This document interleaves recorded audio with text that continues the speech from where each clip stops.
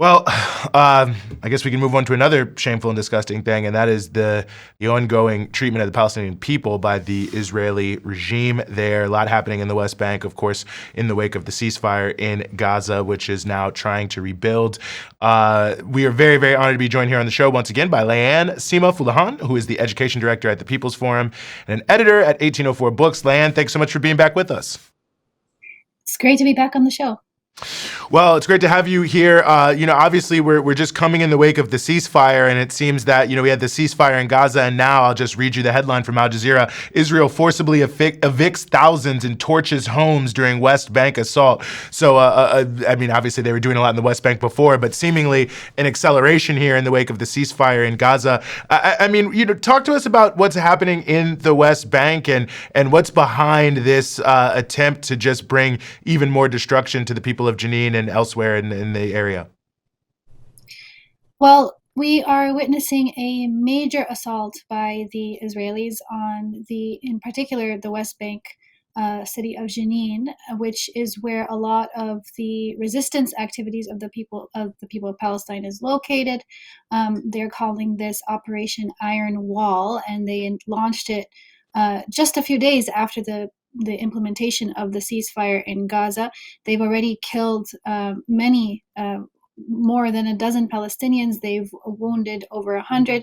They've displaced many. They have conducted the kinds of raids and mass arrests. Really, truly, the correct word for this is not arrest, it's mass kidnapping, where they round up Palestinians in the street, engage in torture-like activity, and then detain them illegally. This is what's happening in Jenin. It's very reminiscent of what we witnessed in Gaza over the past 15 months.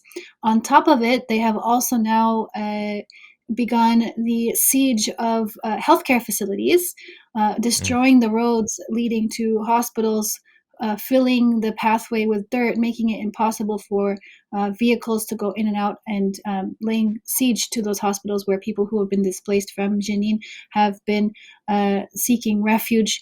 They have raided other cities across the West Bank. They recently just did a raid on a camp near Nablus using a Palestinian ambulance. They hid inside a appropriated Palestinian ambulance to conduct a raid. They are using illegal crimes of war mechanisms to conduct these raids. And at the same time, Zionist settlers across the West Bank are going on a rampage, burning structures, burning vehicles, carrying out vigilante violence against Palestinians. And it seems like a coordinated, and it is a coordinated, escalated assault on the people of the West Bank now that the Israelis have to implement this ceasefire in Gaza. In some ways, to appease those who were staunchly against the ceasefire inside the Israeli political echelons, who wanted to continue destroying Gaza, continue fighting until with no end in sight. And Smotrich, the finance minister, who was one of the most vocal politicians against the ceasefire deal, is very happy with this escalation in the West Bank. And so in some ways, it's appeasing the far-right sections of Israeli political establishment that wanted to continue the war in Gaza. And we really can see that it is actually connected. What's happening in the West Bank now is exactly the same tactics as what happened in Gaza. Smotrich himself said, we want to turn the West Bank into Jabalia. It needs to look like Jabalia. And if you remember what the images that had been circulating of the destruction of Jabalia, it's total destruction. So it's really a horrific thing to be watching right now. It's very significant that it's happening without any U.S. pressure against it during the ceasefire in Gaza. The United States has not admonished Israel, has not put any pressure on Israel to stop this new escalation of the genocide against the Palestinian people, just now in a new location. And I'll just close by saying this is not the first time that Israel has been assaulting Jenin and the West Bank.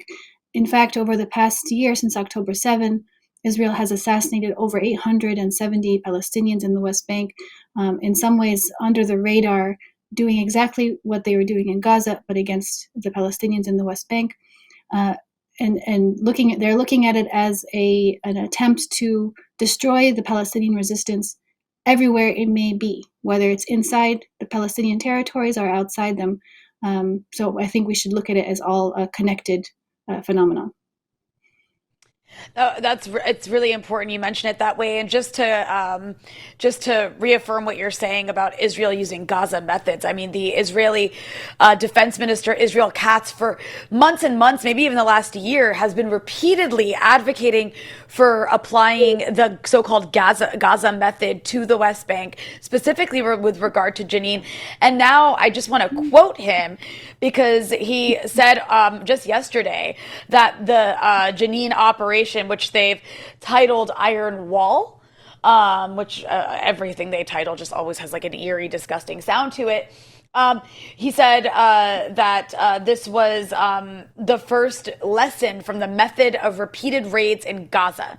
So they're openly saying they want to apply Gaza methods to the West Bank. There's also been airstrikes as well as the flattening of homes. I mean, it's really frightening. And Layan, I think what's most astonishing about this, you mentioned that there's been no condemnation by the U.S. In fact, it's been quite supportive of this, is the fact that there's been 15 months of genocide in Gaza, meaning for 15 months, the constant massacres of Palestinians, the destruction of their neighborhoods, I mean, apocalyptic level destruction, like what we see in the aftermath of the Gaza genocide, has become so normalized that people aren't really saying much about what's happening in the West Bank. It's sort of going by, like you mentioned, almost 900 people killed in the West Bank last year. I mean, any other year, that would be a headline story of epic proportions. Instead, because in Gaza you had God knows how many people killed, definitely more than the 45,000 number that's being cited. But the point is, so many people have been murdered in Gaza that 900 seems like nothing.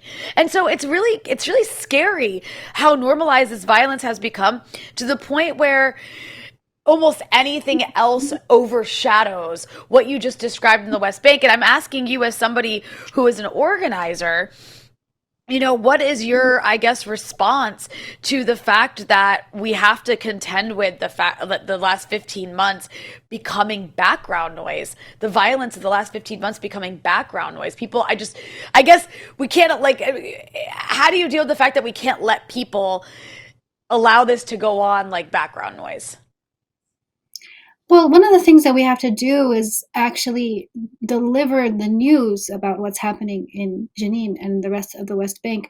I think it's extremely important to note that journalists have little to no access to Jenin right now. In fact, the Palestinian Authority is also coordinating and making that possible. The Palestinian Authority, which is not truly a representative of the Palestinian people in this, the Palestinian Authority that came out of, established in the Oslo Accords. One of the main points in its establishment was security coordination with Israel, and we can see that on display more than we've seen in the past years. Actually, the Palestinian Authority itself carried out a 40-day assault on Jenin. Of course, not with the same level of brutality, but still brutal assault on Jenin. Right before Israel then launched its operation, it has carried out the arrests of journalists, resistance fighters, and also supported in many ways the Israeli operation more openly than we've seen in the past, in the name of national security. Of course, the different Palestinian political groups and military groups have condemned basically the manipulation of the Palestinian Authority, the use of the Palestinian Authority against the Palestinian people. And there's great sentiment of rejection of the actual governance of the Palestinian Authority because of its current and its past role in security coordination with the Israelis. But part of this means that it's hard to actually get news. I mean, it's just like in the early days of the genocide and other instances of brutal Israeli bombings and assaults on the Palestinian people. It's not always a guarantee that we get news. Now we're in a new era. And I actually don't think, I'm not as worried that the violence of the past 15 months will become background noise, because the movement in solidarity for Palestine has completely transformed the way people, one, get their news about Palestine, and two, how they interpret it. I think the task here is to make sure that we are effectively communicating what's happening, and it's particularly a problem right now to get updates from what's happening in Jenin. The coverage is it's very difficult to get reports from on the ground. There's no electricity. There's no transport in and out. It's a full siege on Jenin. So this is a challenge that we have to face, but not an insurmountable one, because we now have mass public consciousness that is much more in favor of the Palestinian people.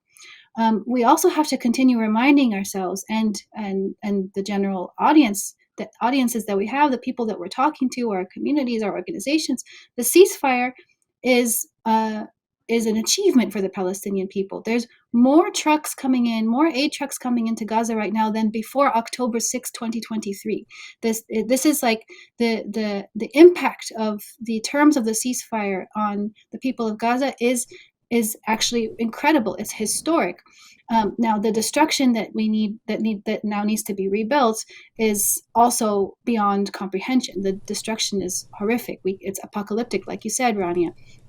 But we also know that Israel does not always respect ceasefires. And even since the ceasefire came into implementation in Gaza, they still had Israeli snipers assassinating Palestinians just for walking around their own territory.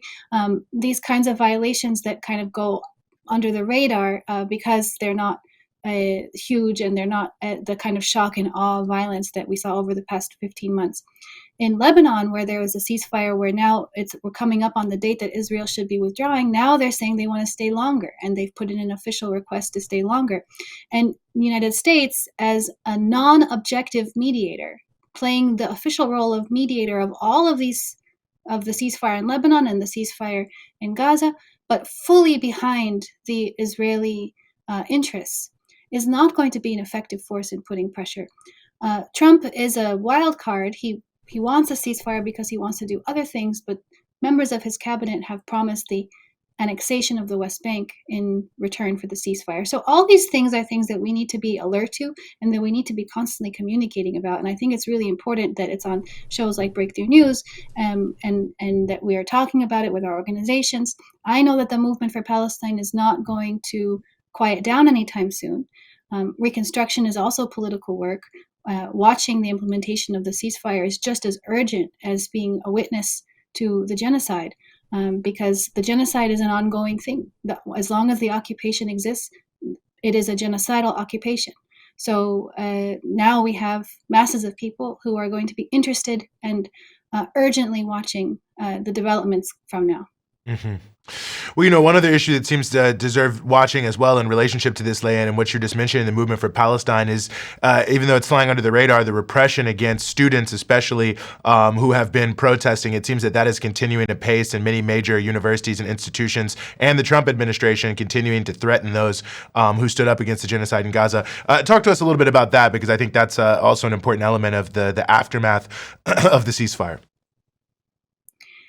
Well, the repression against students is something that's really important to watch, because it's happening in many ways delayed because of the calendar of the academic year. A lot of students are facing disciplinary actions now, months and months after the encampment actually took place. So it was last spring semester, and now they're facing the disciplinary procedures. And so the attention on the student movement has lessened. So it allows people to kind of maybe not hear about the news of what's going on the student campuses. But what we're seeing on the student campuses is not only disciplinary procedures against students in a delayed way, but also new definitions for anti-Semitism on campus that would restrict the freedom of speech of students to an incredible degree, saying things that like at Harvard, for example, including things like criticism of Israel in the definition of anti-Semitism, or of Zionism in the definition of anti-Semitism. I mean, this kind of policy for schools is really dangerous, because and needs to be exposed and needs to be fought against, because this is a complete manipulation, one, of the term anti-Semitism, and two, completely weaponized against a particular political opinion held by the majority of students, I would say, across the country who have been part of and have been dedicated to raising awareness around the Palestinian cause and demanding an end to the complicity of their institutions that they are part of with the Israeli occupation.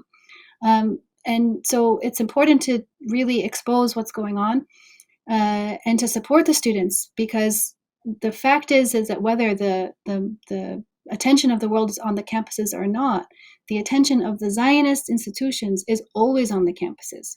Before this upsurge in mass movement for Palestine over the past 15 months, Zionist institutions had been putting millions of dollars every year into combating pro-Palestinian speech on campus. And it completely went under the radar because no one knew about it, but the ones who really did care about it were the Zionists. So whatever, they're really afraid of pro-Palestinian or the Palestinian narrative itself being something that students can have access to.